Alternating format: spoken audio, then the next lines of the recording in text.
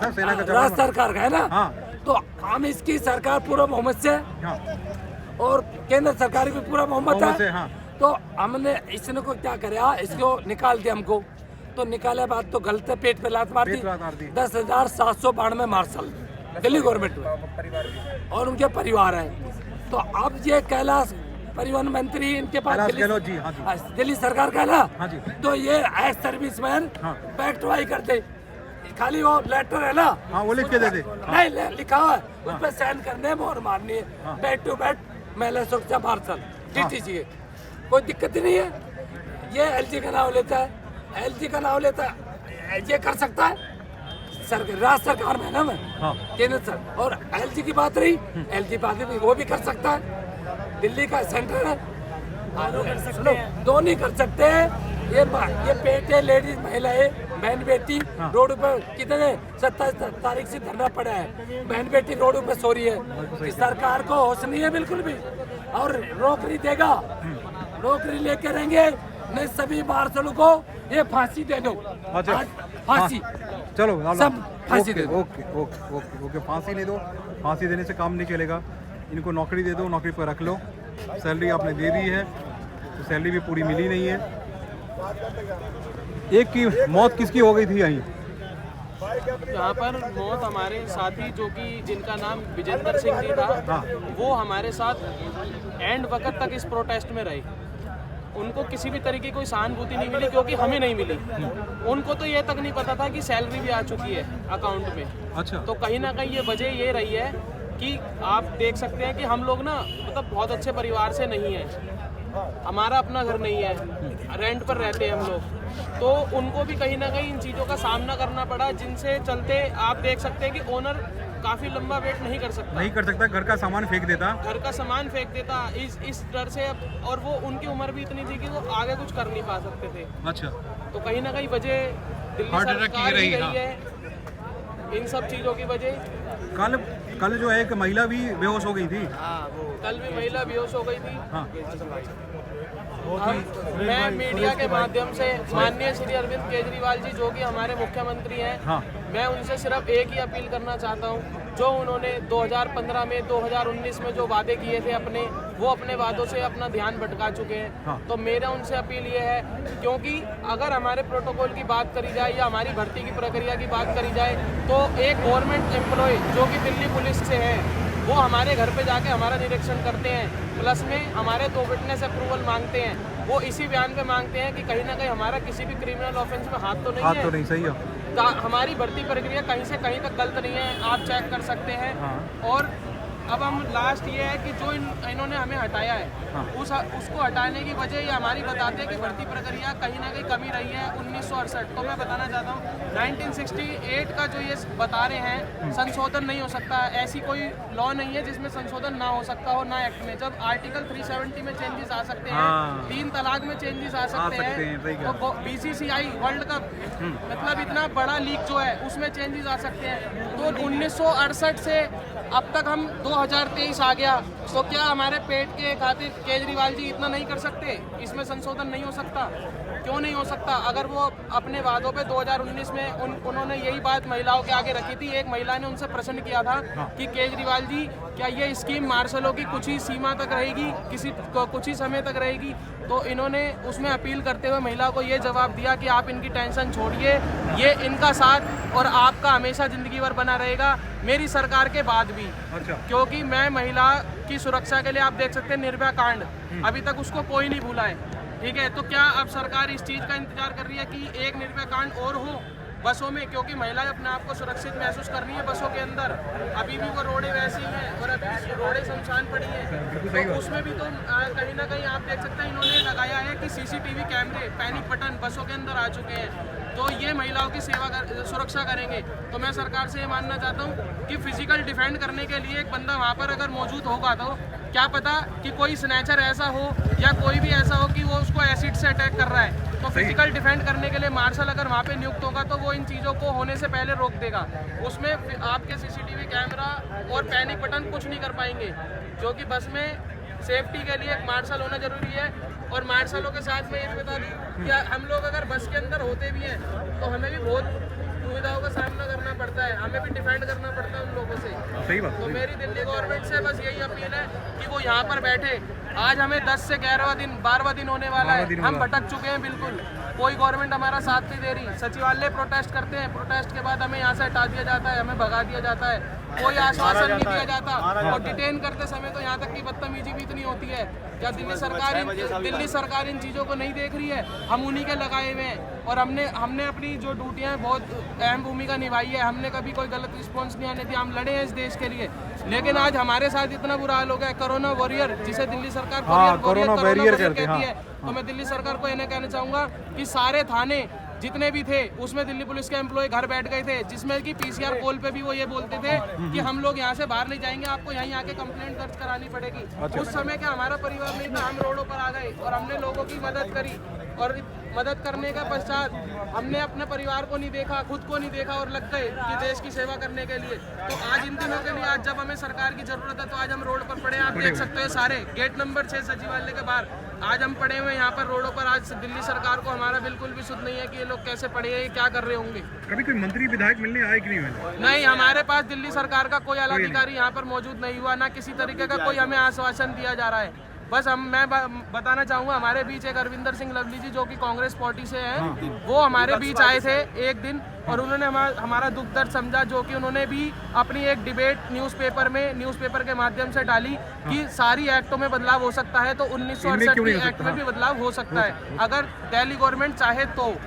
और हम लोग भी यही चाह रहे हैं। और उन्होंने एक चेतावनी भरा मैसेज भी न्यूज़पेपर के जरिए छोड़ा है कि अगर आपने दिवाली से पहले इन मार्शलों की सुनवाई नहीं करी तो एक बड़ा आंदोलन का रूप ले सकती है और वो हमारे साथ कांग्रेस पार्टी हमारे साथ जुड़ेगी। चलिए कोशिश करेंगे कि आपकी बातों को समझाया जाए, समझाए।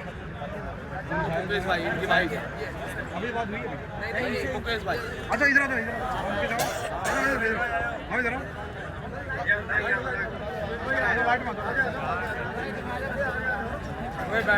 इनको देखकर सिर्फ अंदाजा लगा सकते हैं कल तक आपकी सुरक्षा के लिए मार्शल के तौर पे डीटीसी बसों खड़े थे। आज ये इनकी हालत ये है कि आप अपनी सुरक्षा को लेकर दर दर भटक रहे हैं। कुछ नेता जरूर आते हैं, कुछ नेता आके चले जाते हैं, कुछ कहानी सुनाते हैं। नहीं, खड़े रहो, कोई दिक्कत नहीं, आ जाओ। क्या महिला क्या पुरुष आप देख रहे हैं इन महिलाओं को, अपने बच्चे परिवार को घर पे छोड़ दिए होंगे, फिर यहाँ आई होंगी। कल क्या हालत थी आपने देखा, मैंने आपको दिखाया था। हम कुछ ये ड्रेस वगैरह तो वही तभी मिला था क्या, कब खरीदे थे? सर ये 3 साल हो गए खरीदे हुए। अच्छा। और दिल्ली सरकार ने इस कदर रोड पर हमें मजबूर कर दिया है बैठने के लिए, हाँ। परिवार के साथ बैठने के लिए मजबूर कर दिया है। बिल्कुल। 5-6 महीने से पहले तो दिल्ली सरकार ने भत्ता नहीं दिया हमारा, मेहनताना नहीं दिया, और मेहनताना नहीं दिया तो आर्थिक संकट से गुजरना पड़ा। दवाई गोली से लेकर बच्चों की पढ़ाई तक रुक गई। इस कदर भुखमरी से परेशान होकर हम घर से बाहर निकले हैं और रोडों पे हमारी माताएं बहनें परिवार के साथ बैठी हैं। और दिल्ली के सीएम साहब बोलते थे कि हम दिल्ली के बेटा बनकर काम करेंगे और आप सबका सम्मान के साथ काम करेंगे। हम उन केजरीवाल साहब से बोलना चाहता हूँ कि आप कहाँ पर हो, आपकी माताएं बहनें और जवान बैठे हैं यहाँ, सेवा करते हैं जिंदाल निस्वार्थ भाव से। आप उनकी पीड़ा को समझो और उन्हें न्याय दो। जो सेवा आपने दी थी उनके लिए वो सेवा वापस करो और हमें हमारा ESI PF के साथ सेवा दी जाए। इस कदर हमारी एज जो है 30 से 32 साल की हो गई है। अब हम कौन से डिपार्टमेंट में जाएंगे, इधर के ना उधर के, कहीं के भी नहीं छोड़े हैं दिल्ली सरकार ने। तो दिल्ली सरकार हमें इस कदर पीड़ित कर रही है कि हम कोई भी बात कहते हैं तो अब कोई सुनने वाला भी नहीं है। रोड पर पुलिस आती है, हमें डिटेन करके बवाना थाना छोड़ती है, कहीं नरेला की तरफ छोड़ देती है, हमारा टाइम बर्बाद करती है और FIR करने की झूठी धमकी देती हैं। जबकि हम पेट के लिए रोड पे बैठे हैं, रोटी के लिए। इन्हीं के साथ आप मिलके काम करते थे पहले, दिल्ली पुलिस के साथ ही मिलके काम करते थे? हम व्यवस्था में थे। शासन प्रशासन के साथ मिलके काम करते हैं पूरी तरह। अच्छा। और निस्वार्थ भाव से काम करते हैं पूरी ईमानदारी के साथ। फिर भी दिल्ली सरकार हमें इस तरह भटकने पे मजबूर कर दिया है। आज केजरीवाल से क्या कहना चाहेंगे, उनके मंत्री से क्या कहना चाहेंगे कि भैया क्या कर दो मुझे? हम दिल्ली सरकार से विनम्र अनुरोध करते हैं सभी डीटीसी बस मार्शल कि हमारी सेवा बहाल की जाए और 60 साल तक निर्धारित किया जाए उम्र निश्चित। निर्धारित, हाँ। जी, और ईएसआई पीएफ दिया जाए हमें, अच्छा, क्योंकि बिना ईएसआई पीएफ के हमारी अगर कोई भी ऑन ड्यूटी मृत्यु हो जाती है तो कोई पैसा नहीं दिया जाता और टांग भी कट जाती है। विजेंदर की मौत हुई है तो क्या मिला उसको? कुछ नहीं मिला है। हम सभी ने थोड़ा बहुत सहयोग करके एनजीओ से उधर उधर से मदद मांगी है, तो उन्हें थोड़ी बहुत हेल्प मिली है, क्रियाक्रम उनका हुआ है और बिल्कुल ही उनका रोड पे परिवार आ गया है पूरा। लड़के जो कि पढ़ाई चल रही है, अकेले कमाने वाले थे वो घर में और कोई नहीं है। अब उनकी पत्नी बैठी हैं तो वो भी घर में ही रहती हैं, कोई कहीं काम नहीं करता। कोई काम नहीं। तो इसलिए चलिए हम लोग गुजारिश करेंगे कि सरकार जल्दी समझ ले आपकी बात। जी सर, सरकार समझेगी नहीं, क्योंकि सरकार अभी वोट बैंक की बात हो रही है, तो वोट बैंक अभी आप उनके लिए नहीं है। उस वक्त हुआ करते थे, तब आप उनके लिए जवान थे, सेना थे, सैनिक थे, मार्शल थे, सब कुछ थे। आज जब आपको उनकी ज़रूरत है तो वो आपके साथ यहाँ नज़र नहीं आ रहे हैं। देखिए अभी रात के ये 7:00 हो चुके हैं, 7:44, तो मैं दिखाना चाहता हूँ। मैं दिखा इसलिए रहा हूँ कि सचिवालय से सारे ऑफिसर्स जो जा चुके हैं, मंत्री और उनके विधायक अपने घर पे होंगे। ये मार्शल जो हैं वो पहले बसों में हुआ करती थी या करते थे, आज अब यहाँ हैं।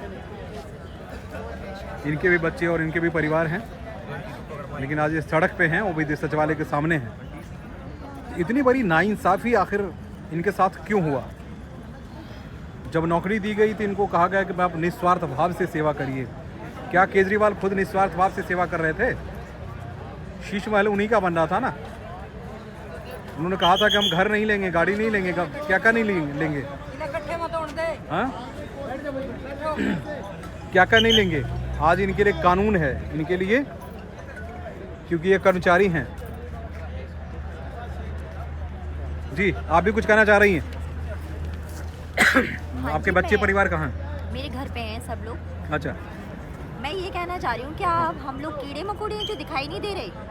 थोड़ी इतनी तो व्यवस्था कीजिए कि हम लोग का जुकाम, खांसी, बुखार सब कुछ हो रहा है, रोड पे बैठे हैं, कम से कम हमारी बैठने की व्यवस्था तो कर लीजिए। हम शांति से बैठे हैं, कोई हानि तो नहीं पहुँचा रहे हम। अच्छा, कोई हानि पहुँचा रहे हो, किसी को नुकसान कर रहे हो तो आप हमें वो बताएं। मतलब कीड़े मकोड़े हो गए हम लोग।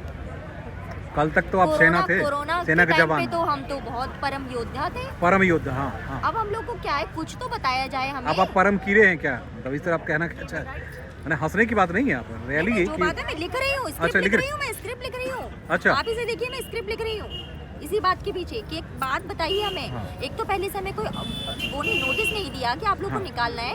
सडनली हम लोग को 1 तारीख को बस बोल दिया आप लोग होल्ड पे हो, बस नहीं आ रहे हो। अब हम बिल्कुल दिखाई नहीं दे रहे लोगों को। अभी ना तो मुख्यमंत्री दिख रहे हैं ना उनके मंत्री दिख रहे हैं। एक राजा जो पहले के जमाने में राजा की प्रजा होती थी, वो कितने अच्छे तरीके से रहती थी। अब हम लोग किस तरीके से रहे? हम लोग की व्यवस्था यहाँ पे कर दो। अब राजा पहले अपने पॉकेट को भर लें, राजा पहले अपने पॉकेट को भरें, अपने सेना तो बाद में है। जी बताइए सर, सच्चाई ये है कि आपकी तबीयत सही नहीं लग रही मुझे। क्या सर तबीयत कैसे सही रहेगी? 27 तारीख से लेके आज तक का दिन है, हम यहीं पर हैं। ना घर का ठिकाना है, ना द्वार का ठिकाना है, ना खाने का ठिकाना है, ना रहने का ठिकाना है। हम यहाँ पर हैं, हम शांतिपूर्ण रूप से बैठे हुए हैं। जहाँ इन्होंने हमें बोला आप नौकरी करो, निष्काम ड्यूटी करो, हम वहाँ गए। उस टाइम पे हम सिविल डिफेंस वॉलंटियर्स थे। हाँ। उस टाइम पे हम मार्शल्स थे। आज हमारी ऐसी नौबत हो गई है कि हम इसी यूनिफॉर्म के अंदर बेइज्जती महसूस करवा रहे हैं। ये सरकार करवा रही है, ये हमसे, हम नहीं कर रहे। हमारे लिए प्राउड की बात है कि हमें ये यूनिफॉर्म मिला हुआ है। इस चीज़ के लिए हम गौरवान्वित हैं और हमेशा ही गौरवान्वित महसूस करेंगे। पर इन्होंने, अब हमें नहीं पता कि ये दिल्ली सरकार कौन है या केंद्र सरकार कौन है, क्योंकि हम ये हैं, हम वो प्रजा है जिनकी वोट दिल्ली सरकार को भी जाती है, जिनकी वोट केंद्र सरकार को भी जाती है। और वही वहाँ पे एक एलजी साहब भी है बीच में, जिनको कई कानून, कई दायरे नज़र आ रहे हैं। अब ये नहीं पता कि जब से हम लगे हैं वो कानून उनको नज़र आया था पहले वाले एलजी साहब को, या ये आए हैं। इनमें कुछ ज़्यादा कहते हैं ना, पढ़े लिखे साक्षरता है ना, वो जागरूकता है। तो इस बिहार पे इन्होंने इस तरीके से हमें निकाला है, हमें खुद नहीं पता कि हम है कहाँ। हम तो बस नौकरी की गुहार लगा रहे हैं। हमें हमारे जैसे रोजी रोटी दी थी आपने, वैसे आप दे दीजिए, चाहे वो एलजी साहब हो, चाहे वो दिल्ली सरकार हो, चाहे केंद्र सरकार हो। कब तक आप लोग बैठेंगे इसमें? कब तक आप जब तक हमारी हमारी नौकरी नहीं देंगे, अब तक, हाँ, जब तक हम यहाँ से उठने वाले नहीं हैं। अच्छा। और चाहे हमारी जान चली जाए, अगर हम उठेंगे नहीं यहाँ से। और हम समझते हैं कि यह दिल्ली पुलिस हमें परेशान करती है, कोई बात नहीं, करने दे। हमने ये खाकी पहरी है ना, देसी भाषा में बोलते हैं जिसने पहन ली खाकी रो रहा है ना बाकी। हम बाकी नहीं छोड़ेंगे और हम ना यहाँ से उठ के जाएंगे, ठीक है। और हमारे मार्शल भाइयों को पकड़ पकड़ के डिटेन कर लेते हैं, बुआना ले जाते हैं, कहीं कहीं ले जाते हैं। और क्या यहाँ ये कोई कसूर थोड़ा कर रहे हैं? अपने पेट की रोटी तो मांग रहे हैं, कल इनके साथ ही अपनी रोटी मांग रहे हैं। ये कोई यहाँ जुल्म थोड़ा कर रहे हैं, ठीक है। उठाया इनको पकड़ पकड़ के घसीट के ले जाते हैं और वहाँ से मतलब बवाना थाने में इनको बंद कर दिया जाता है। बवाना में ले जाते हैं? हाँ जी, बवाना थाने में ले जाके इनको 2-4 घंटे 5-7 घंटे छोड़ के और फिर कह देते जाओ, चाहे रोड पे जाओ, चाहे कहीं मरो, कहीं जाओ। सरकार को ये नहीं दिख रहा। अब हमारे भी छोटे छोटे बच्चे हैं, यहाँ तक बीच बीच में हमारा खाना भी बंद करवा दिया गया। अच्छा, यहाँ से लैट्रिन बाथरूम बंद करवा दिया, गुरुद्वारे से हमारा खाना आ रहा था वो भी बंद करवा दिया, पानी की बोतलें भी हमारी बंद करवा दी। अच्छा। अरे इससे बढ़िया तो सरकार एक गोली दे दे, हम सारे खा के यहीं लौट जाएंगे, ठीक है। और क्या करें हम, हमारी मजबूरी इतनी है, अब हम कुछ कह नहीं सकते, ठीक है। क्या सरकार ये इसीलिए बनती है? क्या एक छोटी सेना को दुखी करने के लिए, परेशान करने के लिए? क्या हमारे बच्चे रोड पे पड़े हैं, उनको ये नहीं दिखता? या किसी प्रधानमंत्री के बच्चे रोड पे पड़े हैं, या किसी दिल्ली सरकार के बच्चे रोड पे पड़े हैं? हमारे बच्चे रोड पे पड़े हैं, इनको शर्म आनी चाहिए। कोई बात नहीं, आज तो हमारे पे बिपता है, 2 महीने के बाद इन पे भी आएगी। सब्र करे सरकार, सुने हमारी सरकार। वोट तो देने है ना, वोट तो देंगे ना फिर सर। वो समझाएंगे। वोट का टाइम भी काम बताएगा, काम बताएगा। जिस तरीके से काम कर रहे हैं ना, उस तरीके से इनको वोट भी दिल्ली मिलेगा। सरकार से सिर्फ ये गुहार मान लगा रहे हैं कि आपकी इतनी सैलरी है, इतनी सैलरी में है आपका एक सिर्फ कर्मचारी होता है, और उस सैलरी में से हमारे 3 जवान आते हैं। ना हमारे को पीएफ मिलता है, ना हमारे को बोनस मिलता है, ना फंड मिलता है। दिवाली पे सबको बोनस मिलता है, सब खुशियां मनाते हैं, लेकिन हमारे को हमारे टाइम पे तनख्वाह तक नहीं मिलती। सीएम साहब ने घोषणा की है भैया हमने बढ़ा दी है सबको, तो हमारे को तो तनख्वाह भी टाइम पे नहीं मिलती, बढ़ाने की तो दूर की बात है। सर हमारे रोजगार तक छीन लिया तो आप बढ़ाने की बात कर रहे हैं। हम यहाँ पे 10 दिन से बैठे हुए हैं, हमारे साथियों के साथ इतना दुर्व्यवहार करते हैं ये लोग, पुलिस वाले मारते हैं, पीटते हैं, और इतनी तो हमारी तनख्वाह नहीं है जितनी हमें इतनी गालियाँ सुननी पड़ती हैं इन लोगों की। क्या हमारी कोई इज्जत नहीं है? हाँ, वैसे तो कहते थे कि ये महिला मेरी बहनें हैं, आज वो कहाँ चले गए? आज उनकी बहनें रोड पर बैठी हैं, आज उनकी बहनों का दर्द उनको नहीं दिखाई दे रहा क्या? आज सुनाई नहीं दे रहा उनको हमारा दर्द बिल्कुल भी।